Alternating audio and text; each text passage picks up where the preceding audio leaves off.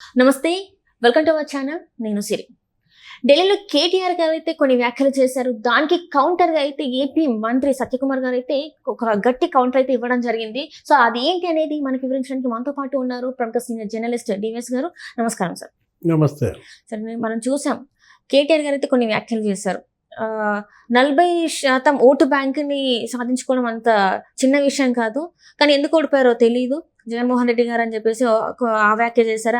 అలాగనే జగన్ అదేంటిది జనం మధ్యలోనే ఉన్నారు, అయినా కూడా కేతిరెడ్డి ఓడిపోయారు, ఇదేంటో కూడా అర్థం కావట్లేదు. అండ్ ఇంకొకటి ఏంటంటే ఇక్కడ బ్యాగులతో దొరికిన వాళ్ళు ముఖ్యమంత్రి అయ్యారని కూడా చెప్పడం జరిగింది. సో ఇవన్నిటికీ మన ఏపీ మంత్రి సత్యకుమార్ అయితే గట్టి కౌంటర్ అయితే ఇచ్చారు. సో అది ఏంటంటారు?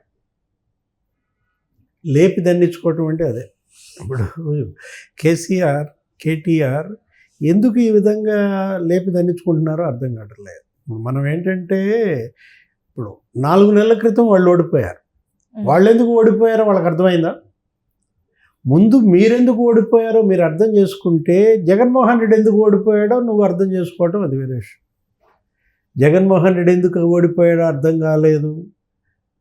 40% ఓట్ బ్యాంక్ రావటం సాధారణ అంశం కాదు. నీకు వచ్చినాయిగా 37% ఓట్ బ్యాంక్ మీకు వచ్చింది.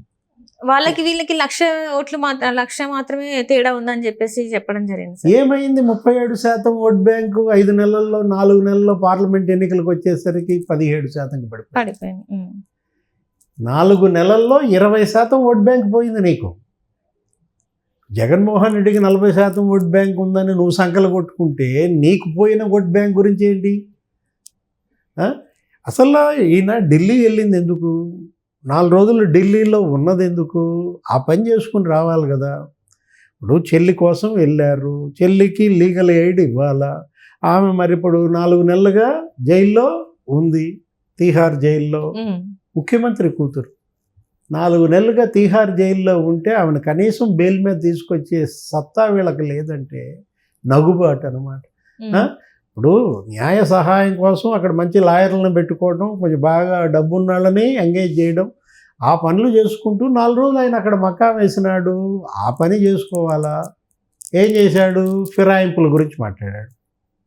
తెలంగాణ సీఎం రేవంత్ రెడ్డి ఇంటింటికి తిరిగి మా వాళ్ళందరినీ కాంగ్రెస్ కండువాలు కప్పుతున్నాడు. రాహుల్ గాంధీ రాజ్యాంగం చేతితో పట్టుకుంటాడు. అది కనపడతలేదా? మీ నాన్న తెచ్చిన ఫిరాయింపుల చట్టానికి మీ రేవంత్ రెడ్డే తూట్లు పొడుస్తున్నాడని గగ్గోలు పెట్టాడు. లేపి దండించుకోవటం అంటే అది. ఇప్పుడు ఆ ఫిరాయింపుల గురించి కేటీఆర్ మాట్లాడేసరికి ఏమైంది? మీరేం చేశారు? 10 ఏళ్లుగా మీరెన్ని ఫిరాయింపులు, మీరు వాళ్ళ ఎమ్మెల్యేలను ఎంతమందిని లాక్కున్నారు? 2014లో 2018లో గెలిచిన 42 మంది నువ్వు లాగేసుకున్నప్పుడు నీకు తెలియలేదా నొప్పి? తన దాకా వస్తేనే నొప్పి తెలుస్తోందా? ఇప్పుడు 7 బీఆర్ఎస్ ఎమ్మెల్యేలు కాంగ్రెస్ కండువా కప్పుకున్నారు, 7 బీఆర్ఎస్ ఎమ్మెల్సీలు కాంగ్రెస్ కండువా కప్పుకున్నారు. నిన్న కూడా ఆయన ఎవరు వెంకటరామరెడ్డి, రేవంత్ రెడ్డి పాలమూరు పర్యటనలో ఆయన కూడా చేరినట్టున్నాడు. అసలు కేసీఆర్కి ప్రధాన ప్రతిపక్ష హోదా కూడా లేకుండా చేయాలని అంటే ఏంటి? ఇప్పుడు బీఆర్ఎస్ ఎల్పీ కాంగ్రెస్లో విలీనం అయిపోద్దంట. నిన్నెవరు అంటున్నారా? విప్ 20 మంది ఎమ్మెల్యేలు సిద్ధంగా ఉన్నారంట కాంగ్రెస్లో కలవడానికి. అది చూసుకోండి. ముందు మీ పార్టీని మీరు ఎలా కాపాడుకోవాలో చూసుకోకుండా జగన్ ఎలా ఓడిపోయాడు అర్థం కావట్లేదు, కేతిరెడ్డి ఎలా ఓడిపోయాడు అర్థం కావటం లేదనేసరికి నీకు సత్యకుమార్కి మరి కోపం వచ్చింది. ఏంటి? ధర్మవరం కేతిరెడ్డి ఎందుకు ఓడిపోయాడో ధర్మవరం వచ్చి అడగవయ్యా. Good morning Dharmavaram, good morning Kethireddy అని చెప్పి పెట్టి ఎన్ని స్థలాలు కబ్జా చేశాడు, ఎన్ని గుట్టలు కొండలు ఆక్రమించాడు. ఎర్రగుట్టల 20 ఎకరాల ఎర్రగుట్టలు ఆక్రమించి చెరువులు కబ్జాలు చేసేసి ఏంటి అక్కడ పెద్ద ప్యాలెస్ కట్టాడంట. దాన్ని లోకేష్ బాబు పాదయాత్రలో బయట పెట్టాడు, యువగళం. అవన్నీ కూడా ఏరియల్ వ్యూస్ తీసుకుని అదంతా ఎక్స్పోజ్ చేసేసరికి అమ్మట లబలబలాడుతూ వచ్చి కరకట్ట మీద పడ్డాడు. వీళ్ళ ఇల్లు వీళ్ళ ఫోటోలు తీయటానికి కేతిరెడ్డి పరిగెత్తుకొచ్చాడు. ఋషికొండలో జగన్మోహన్ రెడ్డి 500 కోట్లతో కట్టిన ప్యాలెస్ నీకు తెలుసు. దానికన్నా ముందే కేతిరెడ్డి ఎర్రగుట్టల మీద ఒక ప్యాలెస్ కట్టాడు అనమాట. కేతిరెడ్డి ఎందుకు ఓడిపోయాడనేది సత్యకుమార్ ఇవాళ ట్వీట్లో చెప్పాడనమాట. కబ్జాలు, కరప్షన్, కమిషన్లు.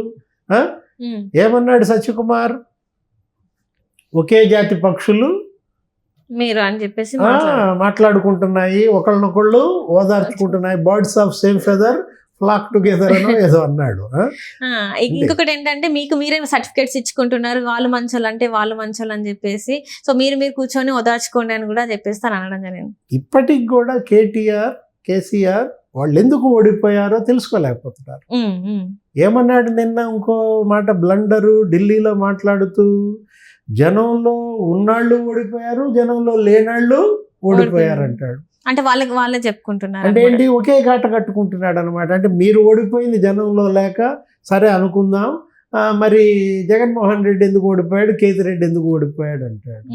అభివృద్ధి చేసిన వాళ్ళం ఓడిపోయాం, చేయని వాళ్ళు ఓడిపోయారు అంటాడు. సంక్షేమం ఇచ్చిన వాళ్ళు ఓడిపోయారు, చేసిన వాళ్ళు గెలిచారు అంటాడు. అసలు అసంబద్ధంగా మాట్లాడుతున్నాడు.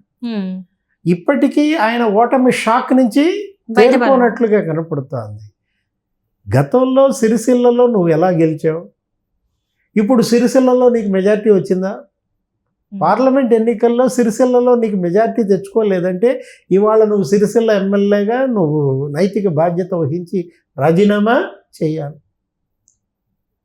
ఇప్పుడు అక్కడే కాదు, మొత్తం 2 పార్లమెంట్లలో తప్ప ఇంకెక్కడ 3వ స్థానంలో లేదు బీఆర్ఎస్. మొత్తం జాతీయ పార్టీలు తెలంగాణ ఆక్రమించేశాయి. రేపటి ఎన్నిక ఇక రాబోయే పోటీ అంతా కూడా కాంగ్రెస్ వర్సెస్ బీజేపీగా మారింది. బీఆర్ఎస్ ఎక్కడుంది?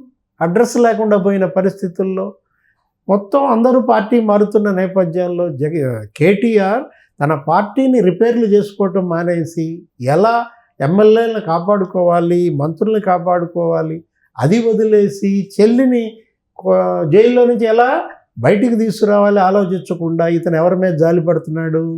పక్క రాష్ట్ర మాజీ ముఖ్యమంత్రి అయిన జగన్మోహన్ రెడ్డి అంత కూడా ఓడిస్తే మీరే అతను ఎగతాళి చేశారు. అంటే ఏమని ఎగతాళి చేశారు?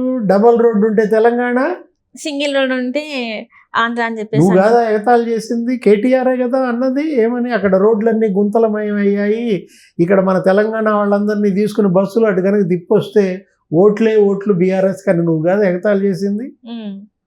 ఇప్పుడు 24 గంటలు కరెంట్ ఉంటే తెలంగాణ, 4 గంటలు కరెంట్ ఉంటే ఆంధ్ర అని మీరు ఎగతాళి చేశారు. ఇప్పుడు కేసీఆర్ ఎగతాళి చేశాడు కదా. అప్పుడు ముఖ్యమంత్రిగా కేసీఆర్ ఏమన్నాడు?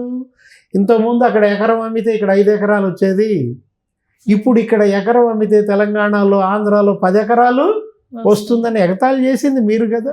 జగన్మోహన్ రెడ్డి పరిపాలనని నవ్వుల పాలు చేసింది మీరైతే జగన్ ఓటమికి కారణం వీళ్ళే. ఇప్పుడు జగన్ ఇవాళ ఓడిపోయాడంటే కారణం కేసీఆర్, కేటీఆర్, హరీష్ రావు వీళ్ళ యొక్క చతుర్లు నవ్వులు. ఎవరికి రోషం వచ్చింది? ఆంధ్ర వాళ్ళకి రోషం వచ్చి కదా. వీళ్ళు కూడా మనల్ని నవ్వేవాళ్ళే అని వాళ్ళు రోషపడి జగన్మోహన్ రెడ్డిని అక్కడ దించి పారేశారు, కూటమిని గెలిపించారు. జగన్కు గొంత తీసిందే కేటీఆర్, కేసీఆర్, హరీష్ రావు. రైట్. అంటే ఇక్కడ చూస్తున్నట్టు సార్, ఎన్నికల ముందు కూడా కేసీఆర్ గారు ఏంటంటే ఏపీలో వచ్చేది అంటే జగన్మోహన్ రెడ్డి గారే మళ్ళీ వస్తున్నారని చెప్పేసి ఒక ప్రోగ్రాంలో ఒక మీడియాలో చెప్పడం జరిగింది. అక్కడ మాకు తెలుసు మళ్ళీ జగన్మోహన్ రెడ్డి గారే వస్తున్నారు, ఎందుకంటే ఆల్రెడీ ఇక్కడ అలా అనడం ద్వారా అక్కడ ఓట్లు వేసే వాళ్ళు కూడా ఎన్నికలు జరుగుతారు. ఇక్కడ కూడా సర్వే చేయించుకున్నప్పుడు కూడా తెలిసింది ఏంటంటే ఇక్కడ మళ్ళీ కేసీఆర్ వస్తాడని చెప్పేసి 3వ సారి కూడా పీఠం ఎక్కిపోతారు.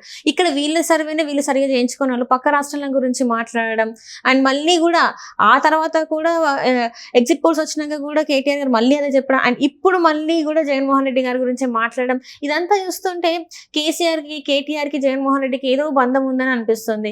గతంలో అనిపించింది, అండ్ ఇప్పుడు అది ఇంకా గట్టిగా అయిపోతుందేమో అనిపిస్తుంది. వాళ్ళ బంధం ఏమో కానీ కట్టగట్టుకుని వాళ్ళు వీళ్ళు కలిసి వాళ్ళు బంగాళాఖాతంలో దూకిన పరిస్థితి అనమాట. 2 పార్టీలు ఇవాళ బతికే పరిస్థితి లేకుండా పోయిందంటే ఇవాళ బీఆర్ఎస్ ఉనికి తెలంగాణలో అదృశ్యమవుతుంది. అక్కడ రేపు వైఎస్ఆర్ కాంగ్రెస్ పార్టీ ఉనికి ఆంధ్రప్రదేశ్లో అదృశ్యమవుతుంది. ఇప్పుడు వీళ్ళు పార్టీని నడపలేని పరిస్థితుల్లో వీళ్ళు చేస్తున్నటువంటి వ్యాఖ్యలు మరింత నవ్వుల పాలు అవుతున్నాయి. Right sir, right. Thank you so much. నమస్తే.